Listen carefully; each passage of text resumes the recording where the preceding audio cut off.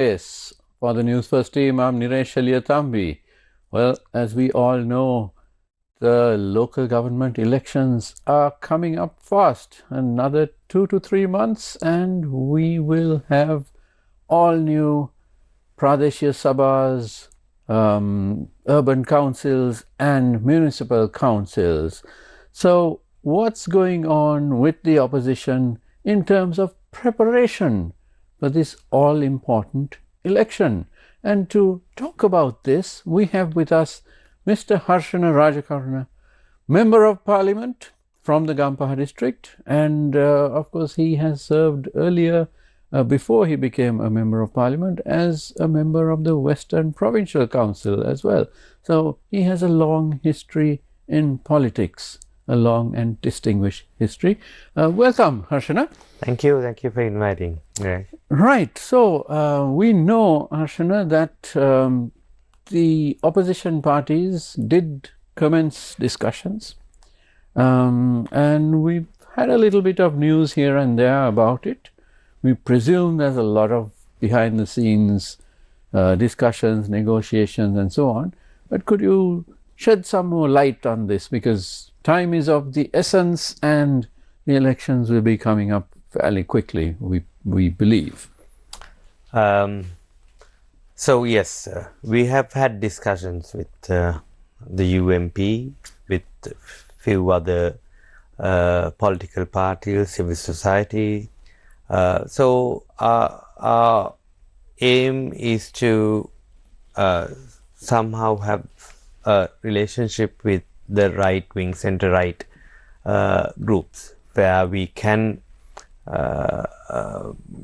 wherever we can work together. So it is not only based for the local council elections. I think it's beyond the local council election. It's a more strategic sort of point of view. Absolutely. So I mean, we might work something out before the local council election, which is very doubtful because of the time constraint.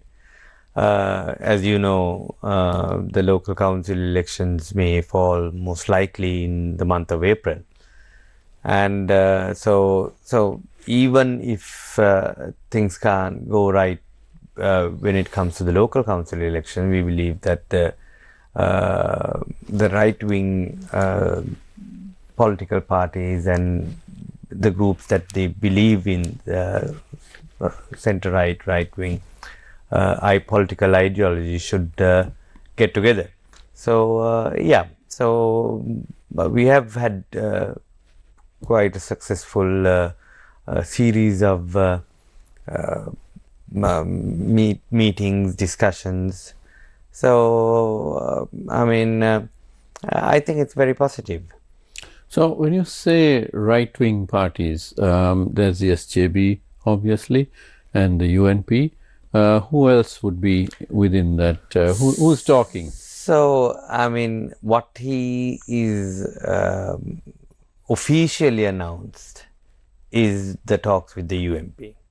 Right. Unofficially, we have been talking with several other groups who are probably not with the UMP, but not with the SLPP, who are not with NPP, but people who are involved in politics, but they believe that this strong alliance should be there to face a national level election.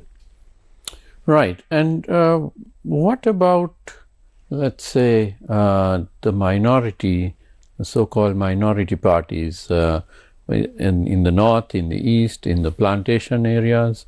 Are they also part of these discussions yet? Already they are in alliance. If you say Samagi Janasandhana, the alliance consists of many other political parties other than the SJB being the main political party.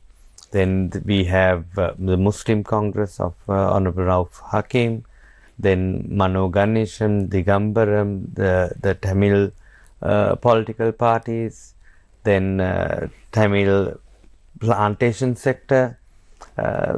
So Mr. Rishad Badruddin, so all these political parties are already in the alliance. So in some places we will, when it comes to the local council election I'm talking about, in most of the places we might contest together. Some places we might contest separately, but you know, the understanding is there even after the election when it comes to getting together to form the council. We will definitely work together. Right. And what's the strategy? And of course, the strategy has to be based on the lessons learned from the defeats in the last two elections. What have, has there been a sort of a sitting down and looking at what was it that went wrong, and what can be done to change that, and perhaps a new strategy brought into place? So what's the strategy for the local government elections and also long term? So yeah, I mean, it's not easy after a loss of a presidential election and a parliamentary election. Right. I mean, obviously the presidential election was the decisive election, which was the first election. So whoever who wins the presidential election will, win all the other elections right after. So the parliamentary election, as you know, took place in less than 1 month. Parliament was dissolved in like a couple of weeks time, right, after the presidential election. So I think it was the shortest time period possible. Absolutely. Yeah. So obviously strategically they did that because that is the best way to get the majority, and obviously they got over 2/3 majority in parliament. After such a defeat, it's not easy to face another election within 3 months or 4 months. But we have had a deep discussions with our team, and we had a couple of workshops. We got experts to look into the campaign that we did. We did a SWOT. We were looking at all the things that went wrong and how we can correct it. So yes, we have gotten into details of what happened, and I think there's a lot to learn and a lot more to do to deliver better result. Right. And of course, politics is the art of the possible. And whatever dogma a party may follow, you could be left, ultra left, center, right and right wing, and so on. But to win an election, you have to gauge the pulse of the people, and it doesn't necessarily follow that you need to stick with your own dogma, because you would realize that may not be what the people want at that particular time. So strategically, is there any move to look at what the people currently want and sort of attempt to come up with a strategy based on that? So in the presidential election, I mean, one main reason that people didn't vote for us was probably because we told the truth. We told the actual situation of the country. Based on that, we gave our economic blueprint, the economic strategy that we are going to use. So I mean, it was a realistic thing that we said. But the NPP, the JVP-led NPP, was telling all these things, these stories, which looked very attractive. But now the question is that, did they deliver? You know, the best example of the fuel formula. You know, what they were saying, that they will be able to reduce the fuel prices easily 50 rupees, then good 150 rupees the previous ministers are pocketing it out, and once they come, all that corruption will be over, so they'll be able to reduce kind of 150 rupees, and they're going to, you know, get rid of the formula. So those are the things that they said. They were talking about the electricity bill, electricity tariffs. You know, they were saying that they'll be able to reduce the electricity bills by 1/3. But okay, now it's been 3 months. They're using the same fuel formula. Then electricity tariffs didn't go down because the government wanted. The government said that they can't reduce. The minister in charge in parliament said that they can't reduce, they might have to increase. So it was absolutely, their intention was not to reduce, though they said all sorts of fantasies before. So the public utility commission, they are the ones who got involved and reduced the. They ordered the reduction. They ordered the reduction. So the incumbent government had nothing to do with it. So they haven't been able to deliver these things. But in hindsight, this is what the public wanted to hear. And do you believe that the SJB in particular did not attack those NPP promises, those positions, vibrantly enough to convince the people that this absolutely could not be delivered upon as the NPP was promising? So I believe so. I mean, I believe that they did a better campaign. They lied in a better way, I would say. Right? I wouldn't say that they did a better campaign, but they, whatever the lies that they said, they did it better. More convincing. Yeah, more convincing. Whether I mean, is that the way to go? Ethically, whether it's right? I mean, I don't think so. But you know, they were talking about the previous 76 years. They actually they were able to sell it well. They campaigned it well. People believed, oh yes, we have been destroyed, and that jealousy, the anger, the hate speech, you know, they did it marvelously. I'll give you a few examples. You know, they were talking. They really wanted to have a very negative perception of the politicians, the members of the parliament, the previous ministers. So they were talking about not taking salaries.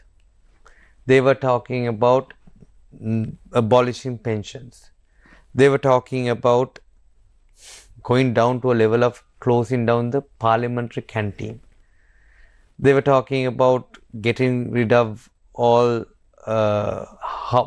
accommodation, the housing, the government housing. They are talking about not providing vehicles. So those were very attractive in the sense it was very attractive when to create that anger towards the previous political authority. But now what are they doing? Have they not, are they not accepting salaries? What is that lame excuse of saying, oh, no, we are not accepting salaries, but that is going to a fund, JVP fund.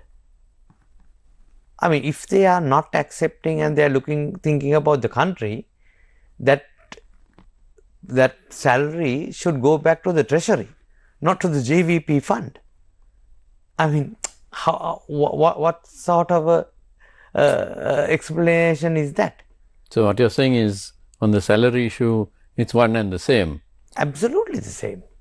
I mean, in the country's point of view, if you look at, it's still spending the same. You're spending the same thing.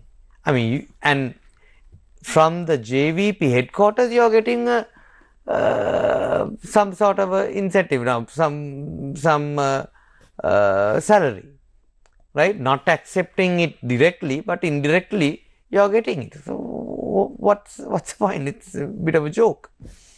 Vehicles, they are using the same vehicles.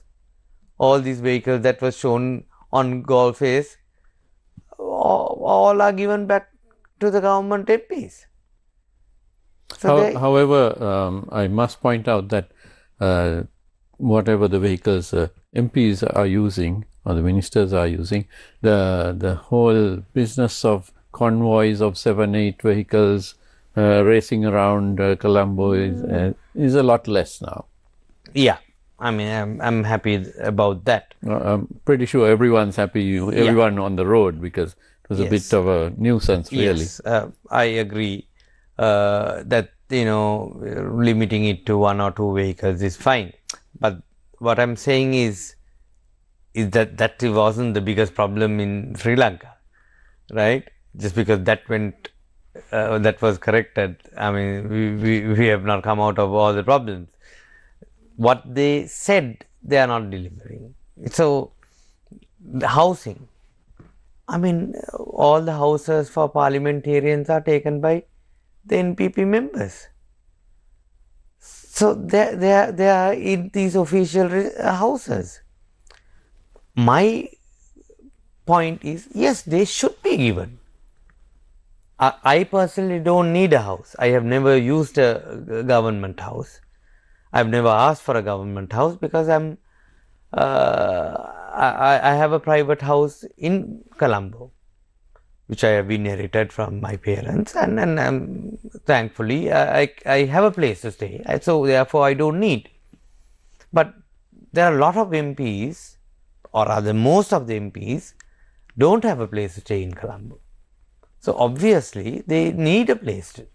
But what they said before was that, these MPs are getting houses, they are getting vehicles, they are getting such a big salary, the buffet in the parliamentary canteen is better than the Hilton buffet. These are the things that they said. The canteen? I mean, the canteen is probably busier than before. So these are very the way how they spoke about these things created anger towards the parliamentarians and towards the previous ministers, and that was the reason that people wanted to change, and that change has not delivered. So I mean, they are using the same benefits that the previous MPs got. No, and may I tell about the pension? Sorry, not the pension. The parliamentary permits, right? The duty-free permit. The duty-free permit. So they are very boldly talking about we are going to cancel the duty-free permit, and then provide 225 vehicles. But tell me a single company nowadays who has a fleet of vehicles. They don't do that. You give an allowance or a loan so that you can buy your own vehicle, and the responsibility is yours. So the purpose of a permit is also that. Now what they are saying is they want 225 vehicles to be brought down by the government. The capital expenditure, the cost of maintenance, insurance, if you have an accident, all that costs the government will have to bear. So, but it is very a populist statement when you say we are going to cancel the parliamentarians' vehicle permit. Now, basically, your point, if I may put it in a nutshell, is that the ruling party is not walking the talk which they promised. So, is it part of the strategy of, especially the SJB, but of the broader opposition, to bide your time and, have a situation where the public loses confidence in the ruling party? No, obviously, there's the time will help. Obviously, because people might say that you can't do everything within 3 months. Let's give them more time. Yes, so let's wait. Give them more time. But there are things that you can do in the short term. There are things that they said that they will do in the short term. Like I said, I'll come back with what was it? The petrol formula, the fuel formula, the fuel price reductions. I mean, those are not things that you have to wait for a year. Those are things that you can do immediately. So they have not been able to do the things that they said. What they said that they will do immediately, they have not done it. So, I mean, I agree when you say to bring a new constitution. Of course, that will take time. If you have to amend some laws, yes, that will take time. But there are things that you don't need so much of time, but they have not been able to do that. Right. And apart from this wait and see strategy, which of course any political party, once it gets into office, starts losing popularity. It's very rarely that a party will gain popularity. So I mean, give it a year or so, and the popularity would go down from 62% to whatever. It's not possible to predict it. But apart from that, what is the strategy of especially the SJB being the largest opposition party? How does the SJB intend to get back, to get to power, basically? And I say that in the context that in the past, when you look at Sri Lanka's political history, there have been many instances where a major party got pretty much wiped out. If you take Dudley Senanayaka's UNP in 1970, it was wiped out. But then the UNP rebounded, and in 1977, there was a 5/6 majority, while the SLFP, which won so heavily in 1970, in 1977 they got wiped out. So this is not anything new. And of course the SJB didn't get wiped out this time. It still has 40 seats in parliament. So it's certainly in position. But how does it take this forward? So in in the short term, we have faced the cooperative elections in the village level, in the electorate level. So we have managed to deliver some good results. We have been campaigning in the grassroots, and we have won a few of the cooperatives. And also, like we were talking about the local council elections, we are targeting the local council elections to take place in April, and we already have started our work on that. So this weekend, most of the districts in the country, we are having interviews for our candidates, and already there are tens of thousands of applications given to the SJB. So in a district way, we are. So I'm heading the Gampha district, and we have the Gampha district interviews at the party district office, and I'm pretty sure that we'll be able to select a very capable group of people to contest for the local council election. And already we are reorganizing and revamping our grassroots. In the next couple of months, it will accelerate, and we are hoping that we'll be able to have the local council election in a very positive manner. So there's a lot going on in the background, and we will talk more about this. We're going to take a short commercial break right now. Don't go away. We'll be right back.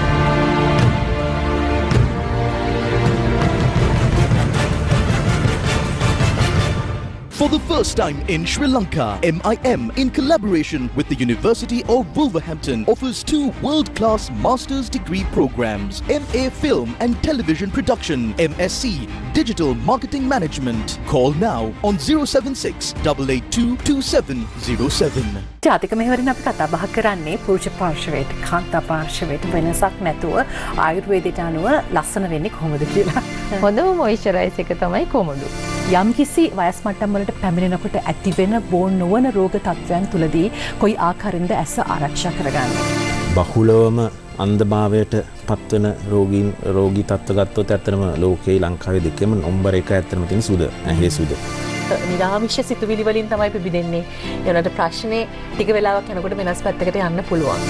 මූලික අරමුණ සියදිවි හානි වැළැක්වීම වුණාට ඕනම කෙනෙකුට ඕනම ප්‍රශ්නයක් ඕනම ගැටලුවක් ගැන කතා කරන්න අපිත් එක්ක යොමු වෙන්න පුළුවන්. ජාතික මෙහෙවර සතියේ දිනවල උදෑසන 11ට.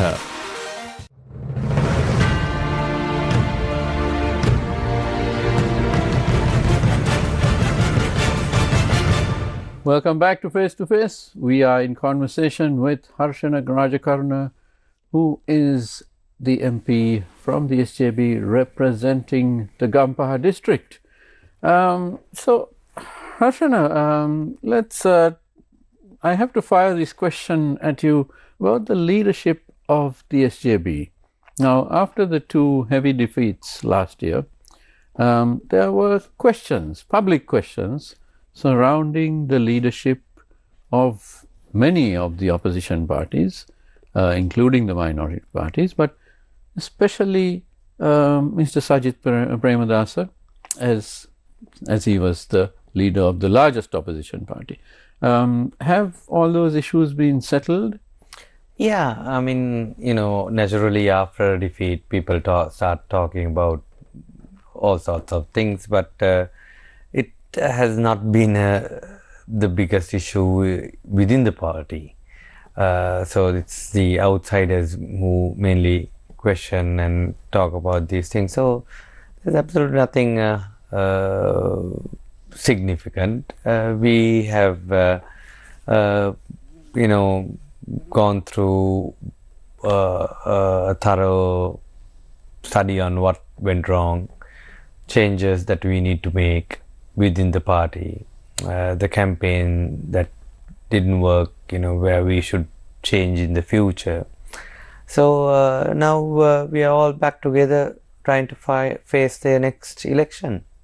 It's not, if you look at the last two presidential elections that Mr. Sajid Premadasa lost, it was Gotabaya Rajapaksa. It was a baggage that it wasn't his fault that it was the baggage that he inherited from the previous Yahapalana. And again, this time it was one main reason is, I would say, when Mr. Ranil Wickremesinghe and Sajid Premadasa both contested, that split our vote. And I have always said that Mr. Ranil Wickremesinghe shouldn't have contested because we knew that he is not going to win but break part of the vote. So that was the main reason that we lost the presidential election. Now, Harshana, you mentioned that even the next election, the local government one, is coming up very fast, and it may be too soon to really judge anything by that. But the PC elections, which are further down the road, nobody is really focusing on those. But if and when they happen, they would be at the end of this year or perhaps even early next year. And that would leave a sufficient gap between the two elections of last year and the PC election. So then people, the voters, would perhaps have a more objective view of the performance of the present ruling party. Do you see the PC elections as being a crucial one? I believe that the PC elections are due after the local council elections. And you yourself were a member of the Western Provincial Council. Yes. So it's up to the government whether they will accelerate on it or not. So you have to make some changes in Parliament for the Provincial Council Act, and then we can decide when they are hoping to have the election. So if they have it, they might have it within this year. You never know. They have every possibility to do it if they really want to do it. And strategically, maybe that might be the right thing to do from their point of view, to have all the elections as soon as possible, so that within a very short time period, if they do it, there's less time for people to judge on the current government. But if it's next year, like you said, and that will be a significant time for people to judge the performance of this government. And I think that will be a very decisive election then. So, speaking of the performance of this government, we have had some rather unusual crises happening, not major ones as such, but they can be surmounted. But certain things, the price of rice was one, and then of course just a couple of days ago, this whole fiasco over the island-wide power failure, which of course you can't blame the government, but do you think it could have been better handled? Because there's a huge fallout. The government is blaming a monkey. Exactly, and internationally it's made Sri Lanka look rather stupid, because there are monkeys all over the world, not in every country, but it's very rarely that you hear of a monkey causing an entire nation's power supply to be disrupted for many hours. So is there an issue of perhaps the handling of situations? Yeah, so the minister in charge is blaming a monkey at first, but I heard a clip of the security personnel who was there saying that there's not a incident, there was no incident such. So then they have made a statement blaming the previous governments and the lack of incapable governments. You know, they were talking about the previous governments, and they are blaming them. So I think they have to understand that these people are in government now, not in opposition. So blaming previous governments or blaming a monkey is not the right thing to do. You know, it's your responsibility and you have to take that responsibility. If there is an issue, you have to rectify that issue and go forward. So when you were talking about the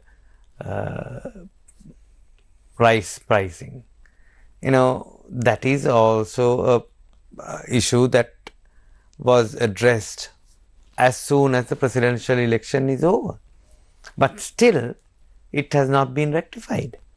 One thing is that the rice price is very high when it comes to the consumers.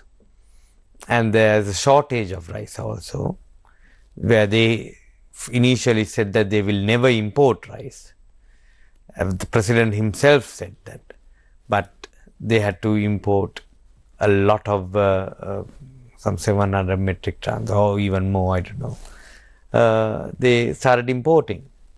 And the other side of the coin is the price that the farmers get.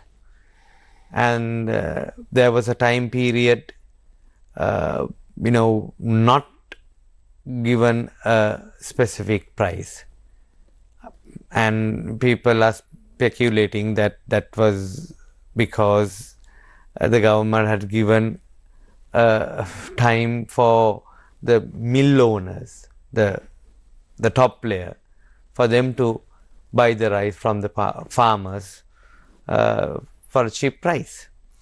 And now the price is imposed, but the farmers are not satisfied with the price. So they were talking about they are going to buy so many kilos of rice and have a buffer stock.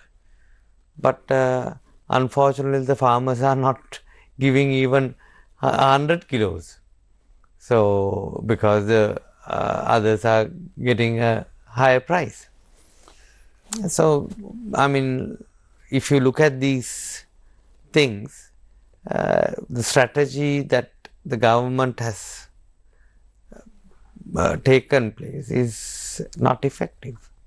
Now, during the election campaigns last year, the SJB in particular pointed to what it said was the lack of experience in governance of the candidates from the NPP. Now that they have been in power for about 3 months, what's your opinion on that? Sorry. So that's precisely the point. We did mention this over and over. We said they don't have the team to deliver. They don't have the experience. So now we can see it.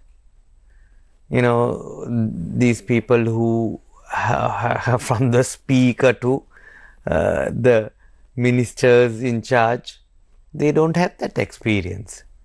They don't have that capability, and that shows that they can't deliver. So that is the problem that we addressed before the presidential election. But somehow they manage to convince people in a better way, I would say. Right. Now, let me get to an area where you have some expertise, which is investment, because you served as, before you entered politics, I believe you served as a senior investment advisor at John Keel's. And of course, you hold an MBA and I believe a Bachelor of Arts in Management, both from UK universities. Now, where investment is concerned, this country is in dire need of investment to get out of this economic mess. How do you see the NPP government's strategies in that respect, and what would you do if you were in government to convince investors to come here? So one thing that most important thing that investors look at the political stability. So finishing the presidential election and the parliamentary election, and that political stability is important. So the political stability is not the only thing. So now at the moment the political stability is there, but it has to be lucrative. It has to be lucrative for the investors to come here, and the environment. I'm talking about all the other aspects. So all that should be very positive for an investor to come. And now obviously the global situation.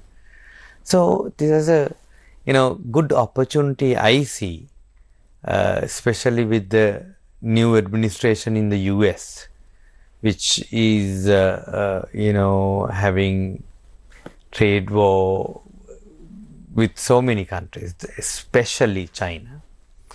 So there's a lot of opportunity that we can grab, with the taxes imposed from for the products in China. There's an opportunity for us to grab that, not only in garments. Garments is definitely there because we have that expertise already. So if I'm sure it will automatically also come. A lot of orders will come to countries like Sri Lanka, Bangladesh, Vietnam, and so on. But there should be a strategy led by this government to capitalize on that, to actively seek out these opportunities. Seek out and grab that opportunity. I mean, this is a marvelous time for us to benefit with these issues with the two major players. Right. So I don't see that happening. I don't see that happening. I don't see a committee being appointed and looking at where we can get investment. BOI is very silent. EDB, the Export Development Board, is very silent. So I don't see being proactive to get these opportunities. Right. And what about the anti-corruption area, which was highly touted by the NPP, and it still is, but do you see any tangible progress there? So I hope and pray. So, I mean, these are the things that they said that they would do. And I hope that they will deliver. So let's wait and see. I mean, there's especially not only the economic corruption, the terrorist attack, the Easter attack, with high profile criminal cases. High profile criminal cases. Easter attack being the most important, I would say. So, people really believed that the NPP government will deliver some justice to that, and we still have not seen significant progress on it, but I hope that it will happen. Tajuddin murder and Lasantha Vikramatunga and Sirasa being attacked and so many other media organizations being attacked. These things, we are all waiting to see whether they will deliver. And like you said, all the other corruption cases, let's wait and see. We are really hoping that we'll be able to find the truth. Now you mentioned the US situation, which is actually within a few days, it has certainly turned the world upside down, specifically the trade wars which have erupted between the US and China and then Canada, Mexico, and President Trump has said that he will also be imposing tariffs on the European Union. So it's all around, really. And you mentioned that this is an opportunity for a country like Sri Lanka. But now we have our apparel and we have our traditional industries. What would you be looking at apart from our traditional industries, which we could perhaps develop here? So I think IT industry has a very good opportunity. So we have to think of beyond the traditional. Apparel, yes, we have the expertise, and I'm sure that we can get more orders, and we can improve a lot on that. But tourism is an opportunity that we have, that we can really target high-end tourism. IT sector, yes, I think that is again something that we have the capability, that we really have to push for that. So there's high-end manufacturing, the production that should take place, the high-end. So there's good opportunity if you really work on that. Are we still too focused on agriculture? We're still talking about rice and our traditional tea and so on. But agricultural countries simply have fallen behind. It is industrialization which has led to the development of countries. But in Sri Lanka, we haven't seen any significant industrialization since the time of President R. Premadasa. So we've had about 30 years or so without any significant leap forward in industrialization. Do you believe it's high time that we did? So agriculture is very important. We shouldn't forget about that. What we need to do is make it more efficient, use more technology in the agriculture sector. So that is very important. But like you said, we have